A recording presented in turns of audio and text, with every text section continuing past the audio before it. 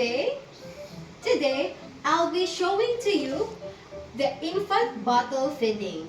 So, as standard operating procedure, before any activity, you need to wash your hands using soap and water. Let's hop in, guys. So, you need to follow the proper hand washing advised by the CDC.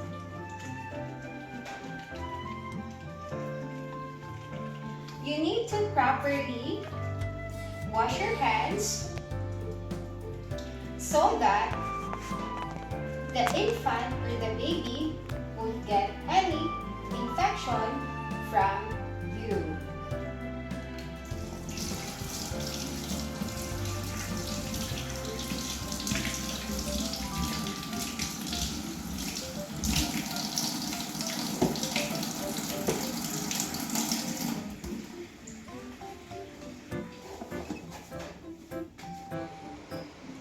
Bottle feeding is being given to the infant or the baby as advised by your dietitian or the doctor. Bottle feeding is given from the moment the baby is born for about weeks up to 6 months, and you're gonna feed the baby within 3 or 4 hours. So most probably, you're gonna feed the baby up to 6 times or 8 times a day. So what you need to do, or the second step, is to prepare the things that you need for bottle feeding. So first, we need to have a bib, and then a bottle of your milk. I already prepared the milk. It's 2 ounces. And then a pillow. And you also need a chair where you can sit. So, if ever the mother or your client will assign you that you should feed the baby, then you may sit here. Or if the mother would like to feed his or her son, then the mother or the client can also sit here. So, let's start, guys. You need to hold the baby using a cradle hold or one arm hold. Hi, baby Carla. It's time for a milk now. And do not take for granted or remember that you need to put a bib in her neck. Hi, baby. Good day. You need to remember the one that we have discussed during our class, which is the Erik Erikson psychosocial theory of personality. The first stage in developing the personality of an infant is during his or her infancy stage, which is about from the moment the infant was born to 18 months. Why? That stage is what we call trust versus mistrust. During that time, when you feed the infant, you develop already the personality of that infant. Whether that infant will have trust towards their primary care. Why? Even if the infant is still young, still the infant can develop personality. They will develop personality by trusting their parent or their primary carer that you can able to provide him or her the food that they need by feeding the infant.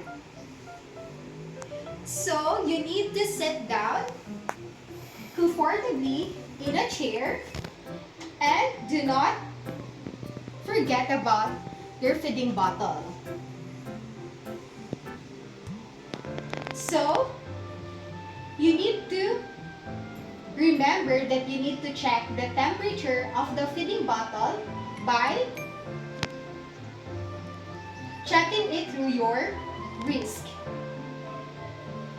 If you feel that it's already warm enough for the baby, then you can give it to the baby. But you need first to exercise the rooting reflex, how it is done. So first, for your baby to enable that he or she is about to be given a feeding formula, you need to use the nipple of the bottle feeding by encircle it besides her mouth or in his or her cheeks. Baby Carla, your feeding bottle is ready.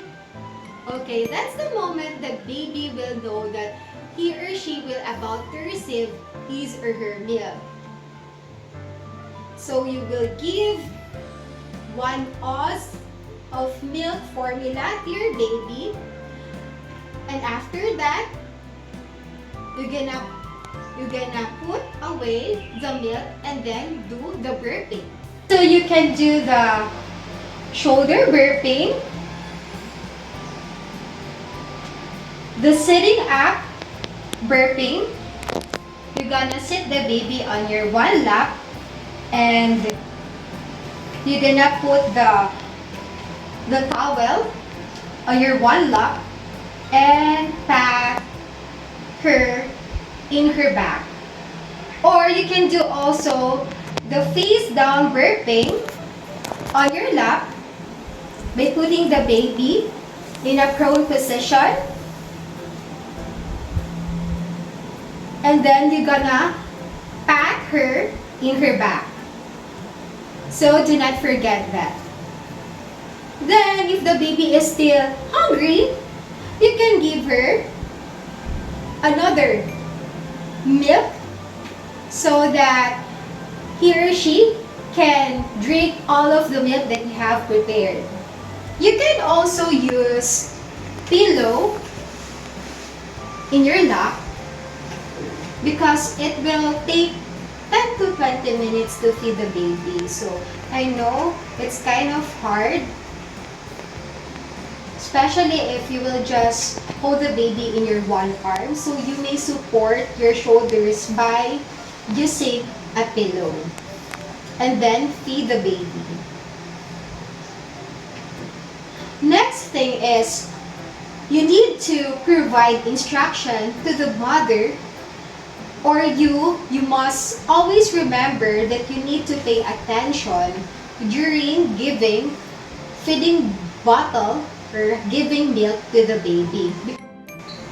A lot of babies in the United States was reported being suffocated during their feeding. So the parent and the primary caregiver should be focused during giving milk to their child. So after feeding the baby and after doing the burping, so you can now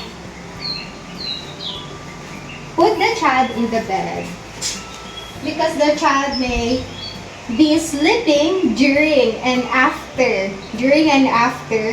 the feeding. So I hope you have understood our video for today.